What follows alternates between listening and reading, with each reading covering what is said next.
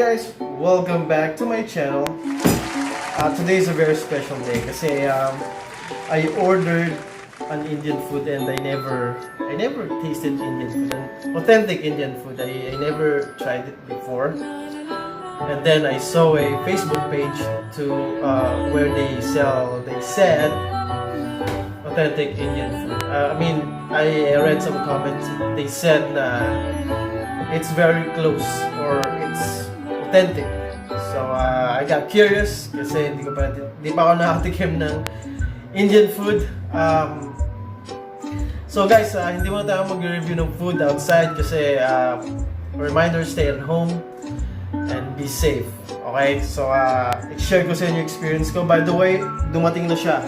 Okay? So in-order ko chicken biryani, beef biryani, and buttered chicken from there. So I think kasi I'm seeing a lot of videos about Indian food, matapang yung mga spices.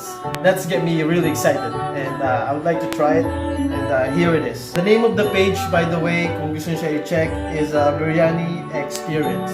Alright, check their Facebook page. Now, Biryani, check yung food nyo. Magkano man. Pag maganda review ko, magkano man. Alright, but anyways, ito na. So, ito siya. By the way, yung delivery rider nila okay naman. He did it via Grab. So, sure. Okay. And maayos naman sila kausap. Upon ordering, guys, yung delivery charge, sagot niyo yun. Okay, di nila sagot. Alright, so ayan, meron pa siyang thank you whatsoever dito. So, just wanna share it. Okay? Okay, so buksan na natin, guys. Mga idol, tingnan natin. Okay. Whoa! Okay. I don't know what this is. Oh, what's this?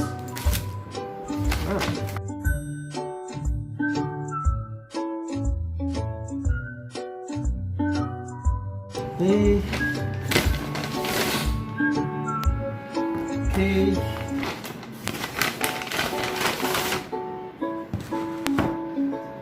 Okay guys, so as you can see, and yung food natin. Okay, again, I never tried this before, and let's give it a shot. Di ko alam kung paano to eh. Ano ba kinakain ko? May sauce ba to? So ito yun guys, bubuksan natin siya isa-isa, and of course titikman natin.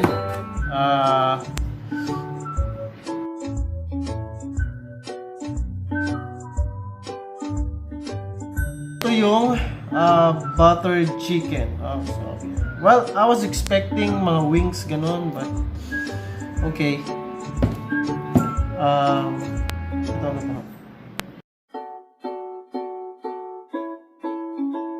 Okay, so beef chicken biryani and beef biryani.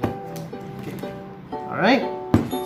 So, tikman natin and I'll tell you kung masarap and kung may kakaiba. Alright? Baka mamaya for me it's just an ordinary curry, pero I'll let you know. Alright? So, napanga tayo. Alright. Dito tayo sa part na kainin natin, and again, i-describe ko siya as much as I can, and let's do it the old-fashioned way. 5 being the perfect, 1 being the poor. Okay? So, alright, so yung rate natin na yun, overall yun, kinausap natin sila, delivery, gano'ng katagal, and also overall satisfaction na lang guys, kasi wala tayong i-check na CR, na restaurant, ganyan. So, overall na lang. Okay? So, let's go. Alright, so this is chicken biryani. Okay. Alright.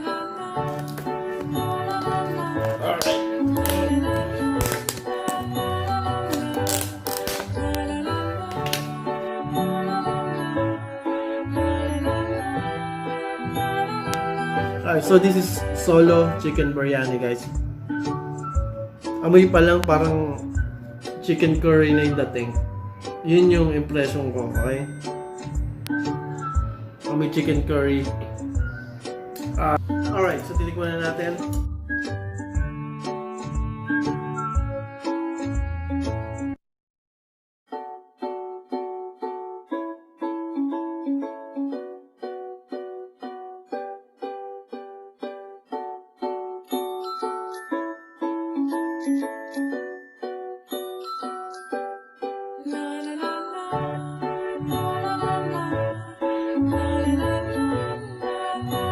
Okay.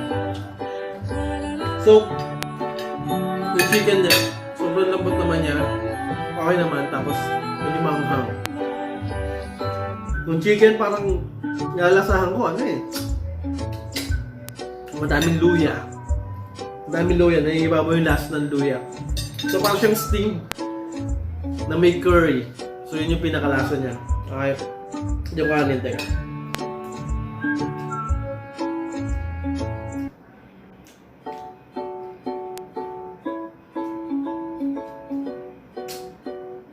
Parang may 7 spices siya na may curry. Ayun, yun yung lasa. Alright, well, yep. So yun yung lasa ng chicken.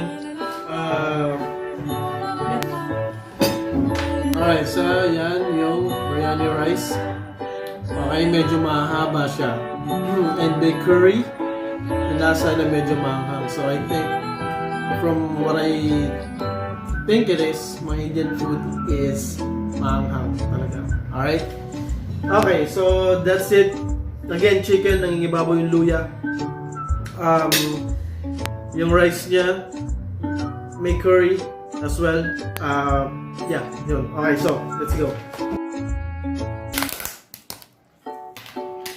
Alright. Okay, so this is the beef biryani.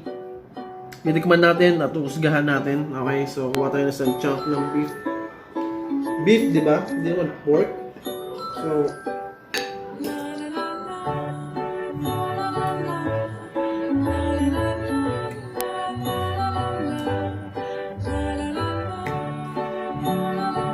ang lambot ng meat. Masarap siya. Medyo manghang.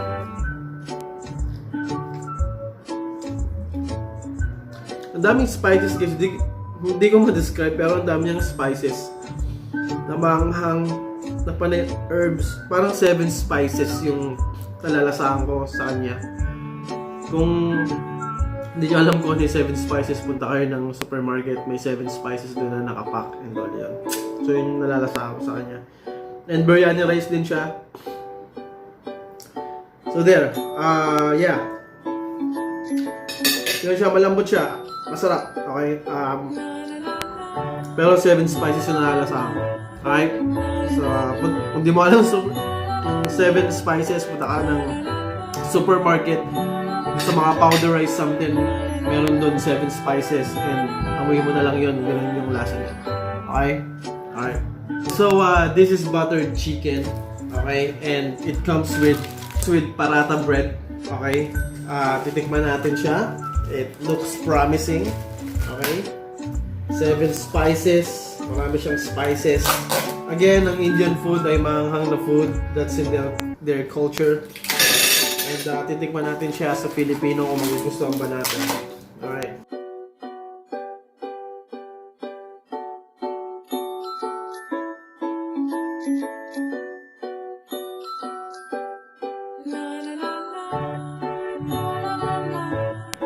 Okay. Play. So, as you can see, titignan natin. Okay, may chicken siya. Yes. Okay. Mukha siyang kare-kare or menudo, guys. Okay.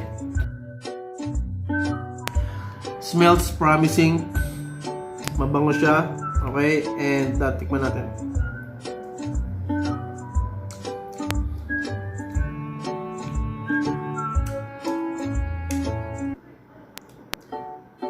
Okay.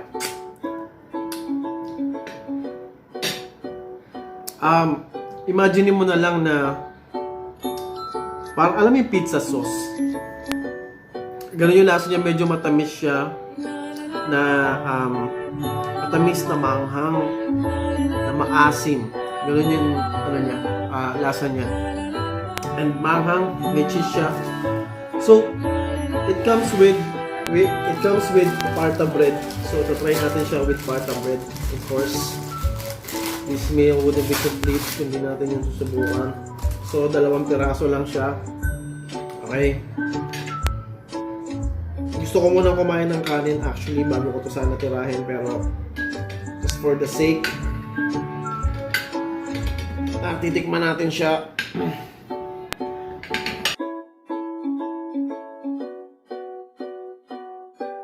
Okay, and by the way, meron pala siyang sauces. Okay. Meron siyang sauces.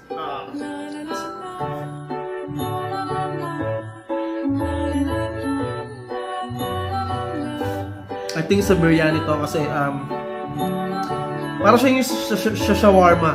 Okay, yun yung amoy niya. Para siyang exactly para sa shawarma. So, yan, para dyan siya.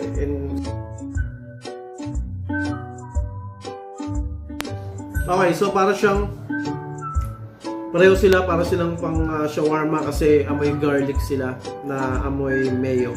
Okay. Alright, let's give it a shot. Let's give this guy a shot. Okay, kuha tayo ng chicken, of course. Right. Masas ako, guys. Alright. And, okay.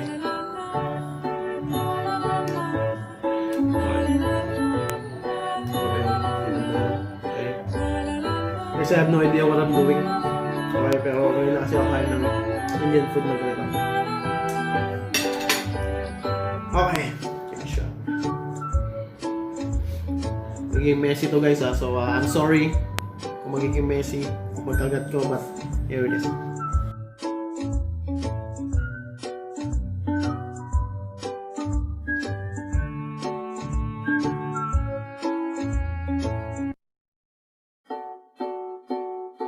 Okay. Actually, para siyang shawarma. Without the onions and the strong smell. Okay, guys, amazing. Masarap siya. For me, my opinion, masarap siya. And later on, I will be rating them overall. Kasi, what I did is tinikman ko lang naman sila isa-isa. I haven't eaten everything yet. So, lafang na tayo na mabigay na natin mamaya. And please stay at the end of my video. I'm gonna tell you exactly what I think this is. I'm gonna rate them 1 to 5. And let's go. Let's do that. Okay, kain na tayo. Bye.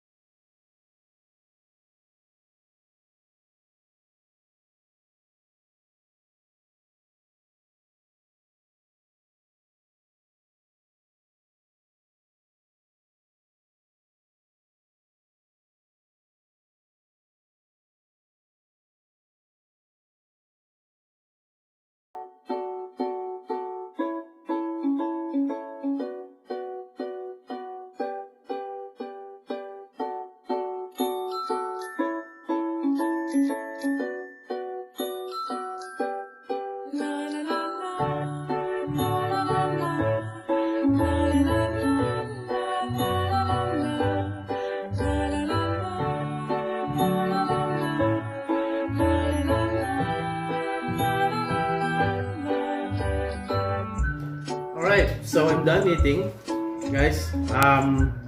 Well, overall experience, like nagsasabi sa page nila, mga comments, it's close enough. And I would say yes. Kasi, I mean, I never tasted Indian dish. Pero, I never tasted dish like this dito sa Pinas.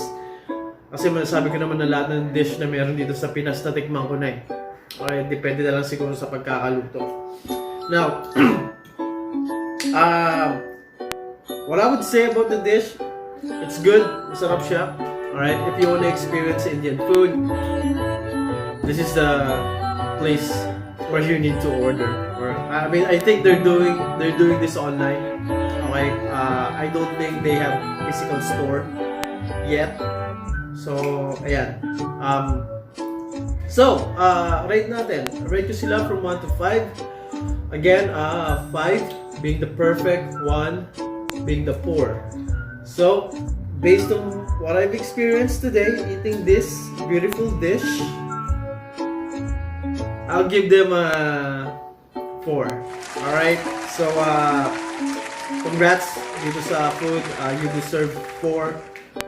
Dahil masarap siya. Especially dito sa buttered chicken. Buttered chicken, it's simply amazing. Alright? That's it for me. By the way, if you guys want me to review something or taste something, just comment down below. I'll be more than happy to check them out for you. Again, this is Travel on the Spot, and hey, have a good day. Alright?